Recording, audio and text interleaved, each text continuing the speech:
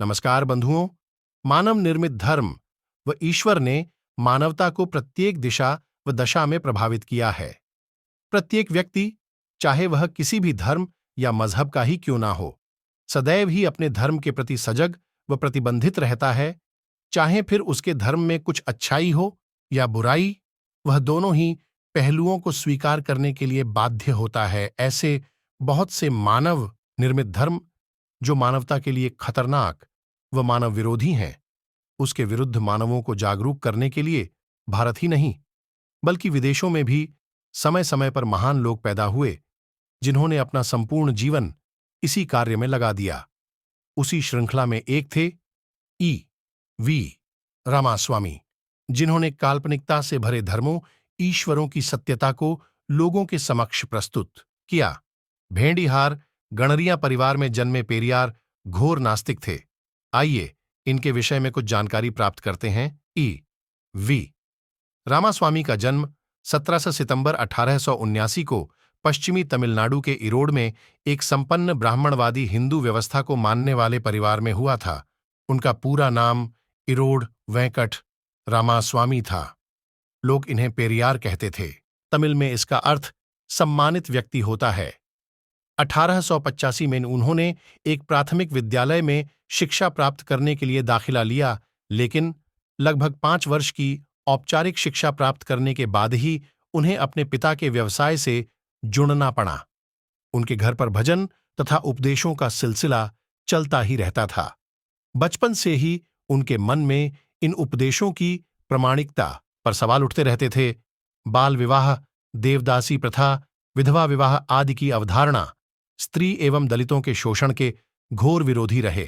उन्होंने हिंदू धर्म की वर्ण व्यवस्था को भी नाकारा। 19 वर्ष की आयु में उनका विवाह नागम्मई नाम की 13 वर्षीय लड़की से हुआ। उन्होंने अपनी पत्नी को भी अपने विचारों से ओतप्रोत किया। 1904 में एक ब्राह्मण, जिनका आदर पेरियार के पिता किया करते थे, उनके भाई को गिरफ्तार कराने के लिए गवाही दी, जिसके लिए पेरियार के पिता ने उनको लोगों के सामने पीटा, जिससे आहत होकर वे काशी चले गए। काशी में एक स्थान पर निःशुल्क भोज चल रहा था, जहां उन्होंने भोजन की आशा व्यक्त की, परंतु उनको वहां से यह कहकर भगा दिया गया कि यहां भोज सिर्फ ब्राह्मणों के लिए ही है। उनकी परिस्थिति ऐसी थी कि भोजन के नाम पर उनको कुत्तों के साथ पत्तलों की जूठन खाने को मजबूर होना पड़ा, जिससे उनको इस वर्ण व्यवस्था से बहुत दुख पहुंचा। इसके बाद उन्होंने हिंदू धर्म व ईश्वर का विरोध करने की ठान ली। राजनीति व सामाजिक कार्यों में इनका योगदान अतुलनीय है तथा साथ ही साथ पेरियार ने सबसे अधिक धार्मिक व ईश्वरी परिकल्पना, काल्पनिकता, रूढ़िवादी विचारधारा, समाज में फैली स्त्रियों के प्रति कुप्रथाएं एवं दलित वंचित के शोषण के खिलाफ संघर्ष में योगदान किया। पेरियार के विषय में अक्सर एक बात सोशल मीडिया व अन्य स्थानों पर सुनने को मिलती है कि उन्होंने अपनी ही बेटी से विवाह किया था। यह बात प्रामाणिक रूप से पूर्णतः असत्य है, क्योंकि नागम्मई से विवाह के बाद उनके एक बेटी हुई, परंतु किसी कारणवश उसका देहांत बहुत छोटी सी ही आयु में हो गया। तत्पश्चात उनकी पत्नी नागम्मई का भी देहांत हो गया था।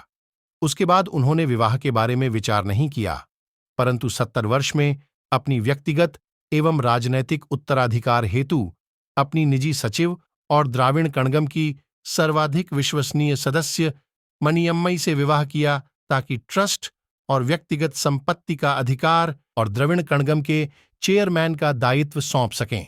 अगले भाग में हम पेरियार जी के सामाजिक व राजनैतिक जीवन के बारे में बात करेंगे कि उन्होंने स्त्रियों, दलितों, पिछड़ों आदि के लिए कब और कौन से आंदोलन किए तथा राजनीति में क्या योगदान रहा। साथ ही साथ हम ये भी जानने की कोशिश करेंगे कि उन्होंने धार्मिक व ईश्वरी परिकल्पना व वेदों आदि की काल्पनिकता को समाज के सामने किस प्रकार उजागर किया। इसी श्रृंखला में हम जानेंगे इनकी सबसे सुप्रसिद्ध पुस्तक सच्ची रामायण के बारे में, जिसमें इन्होंने रामायण की सत्यता पर अपने विचार रखे, जिसके आधार पर ललई सिंह जी ने कोर्ट में रामायण को काल्पनिक सिद्ध किया था, जो कि सर्वसम्मति से स्वीकार्य था। धन्यवाद। जय संविधान, जय मूल निवासी।